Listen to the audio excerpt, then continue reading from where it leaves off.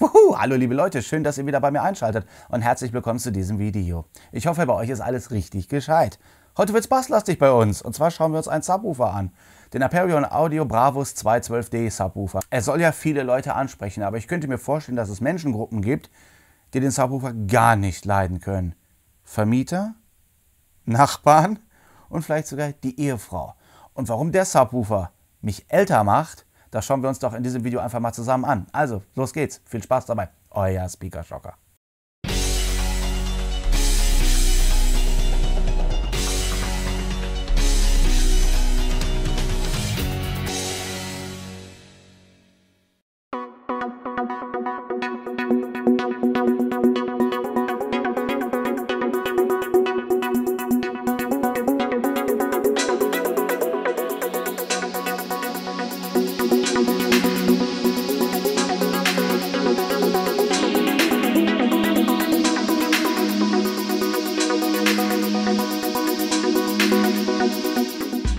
Designmäßig kommt der Aperion Audio Subwoofer sehr schlicht, aber auch modern daher. Die Außenmaße sind schnell gesagt, es sind 40 x 40 cm und die Höhe beträgt mit den Gummifüßen, auf die er steht, 43 cm. Und die Gummifüße sorgen direkt mal dafür, dass der Subwoofer bzw. das Gehäuse, die Schwingungen vom Gehäuse nicht am Boden wiedergegeben werden. Die Verarbeitung des Subwoofers lässt nur eins zu, fabelhaft kann man dazu sagen. Zu mäkeln gibt es überhaupt nichts. Dabei sind die Rundungen sehr schön ausgefräst und sehr schön verarbeitet. Den Subwoofer gibt es einmal in Seidenmatt weiß, wie ich ihn hier habe, in Seidenmatt schwarz, Hochglanzschwarz und in Kirsche foliert. Also sollte ja für jeden was dabei sein. Optisch hält der Subwoofer sich eher zurückhaltend. Auch die Größe ist für einen 12 Zöller nicht wuchtig geraten. Eher zurückhaltend. Auch was die Technik angeht, denn diese sieht man auf den ersten Blick kaum. Und wenn wir dann noch die mitgelieferten Abdeckgitter an den Seiten anbringen, dann sehen wir die Technik so gut wie gar nicht mehr. Dabei haben wir hier einiges verbaut. Denn wir haben hier 3 Langhub-Tiefton-Chassis mit Aluminium verbaut mit 30 cm Durchmesser, also 12 Zoll. Dabei arbeitet einer aktiv im Downfire-Prinzip und 2 an den Seiten angebrachten Passivmembran arbeiten im Push-Pull-Prinzip. Dabei soll der Subwoofer 2 Subwoofer-Arten miteinander kombinieren, den geschlossenen Subwoofer und den ventilierten Bassreflex-Subwoofer. Angetrieben wird das Ganze von einer Digital-Endstufe, die 650 bis 850 Watt maximal leisten kann. Und ich denke, das sollte ausreichend sein für Hans Gampf in allen Gassen. Oben angebracht an der Endstufe sehen wir einen Schalter, um das Einschaltverhalten des Subwoofers zu bestimmen.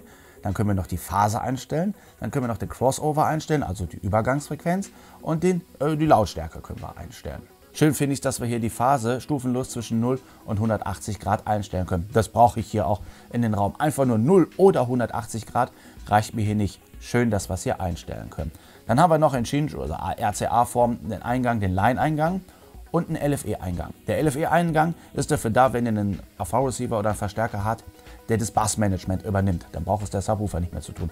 Habt ihr keinen Verstärker, der das Bassmanagement für euch übernimmt für den Subwoofer, dann nehmt ihr einfach den Line-Eingang hier und dann übernimmt das Bassmanagement der Freund hier. Sehr schön ist auch, dass wir hier High-Level-Anschlüsse haben. Das heißt, wir können direkt mit dem Lautsprecherkabel direkt vom Verstärker den Subwoofer hier mit einem Signal versorgen. Hat nicht mehr jeder Subwoofer, besonders nicht in dieser Preisklasse. Ich finde es genial. Weiter unten dann noch den Stromanschluss und den Netzschalter. Aber wie versucht der Subwoofer denn jetzt 2 Subwooferarten zu kombinieren? Die Passivmembran an sich haben ein relativ hohes Eigengewicht. Das heißt, durch schnelle Bässe werden sie eher weniger angeregt. Und somit funktioniert zum Beispiel bei Kickbässen oder bei Musik, generell bei schnellen Bässen, der Subwoofer eher wie ein geschlossenes Prinzip. Brauchen wir jetzt aber allerdings richtig tiefen Bass, wo es richtig wummern soll, richtig tief runtergehen soll, dann kommen die Passivmembranen zu ihrer Aktion. Und dann wird es richtig böse. Wenn wir uns den Frequenzverlauf im Nahfeldbereich mal ansehen, dann sollte ich doch ganz gerne auch meinen Infinity Subwoofer da mal ein bisschen mit einbeziehen. Okay, habe ich gemacht. Ich habe jetzt hier mal den Crossover auf 150 Hertz gestellt und dann sehen wir, dass wir hier zum Beispiel beim Aperion Audio einen kleinen Peak oder sagen wir mal einen Höhepunkt bei um die 60 Hertz haben. Nehmen wir jetzt den Infinity Subwoofer dazu, dann sieht die Kurve doch relativ ähnlich aus. Auch hier haben wir einen Peak bei um die 60 Hertz. Drehen wir den Crossover auf 40 Hertz runter, dann sehen wir, dass der Aperion Audio richtig tief runterkommt. Das ist für die Größe des Gehäuses schon fast abartig. Vergleichen wir das jetzt mit meinem Infinity Subwoofer, dann kommt der noch eine ganze Ecke tiefer, aber längst nicht so präzise. Also tief runterspielen kann er auf jeden Fall. Meiner kann zwar noch ein bisschen tiefer, aber dafür, wie gesagt, längst nicht so präzise. Und ich glaube, in der Lautstärke ist er hier auch überlegen.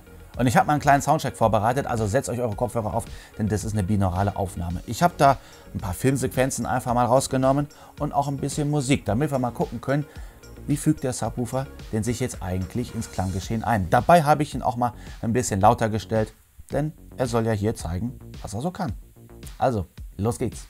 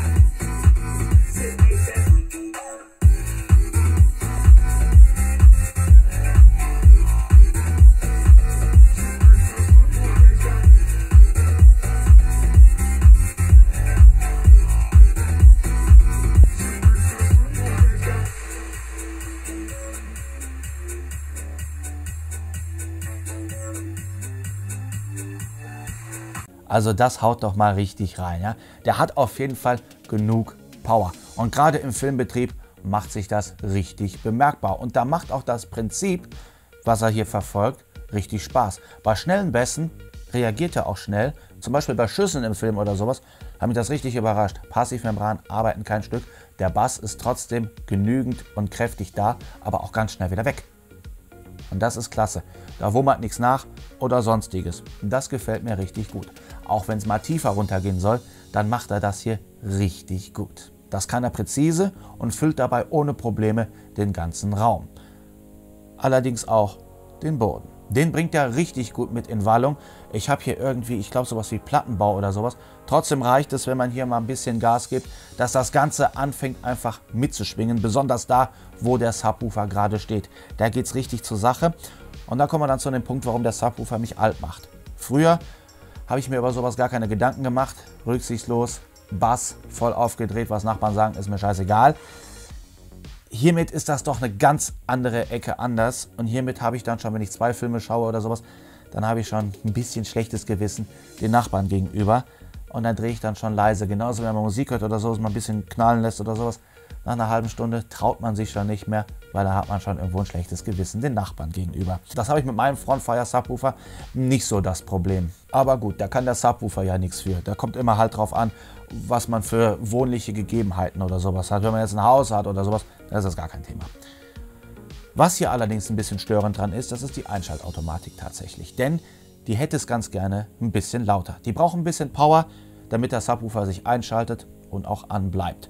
Bei mir am AV-Receiver habe ich die Subwoofer-Lautstärke auf plus 10 gestellt und das reicht manchmal nicht aus. Bei Filmen, okay, passt. Jetzt Radio laufen lasse, so ein bisschen, manchmal nicht. TV schon mal gar nicht, ist einfach viel zu leise oder man macht es sehr laut, aber möchte man am Abend auch nicht mehr.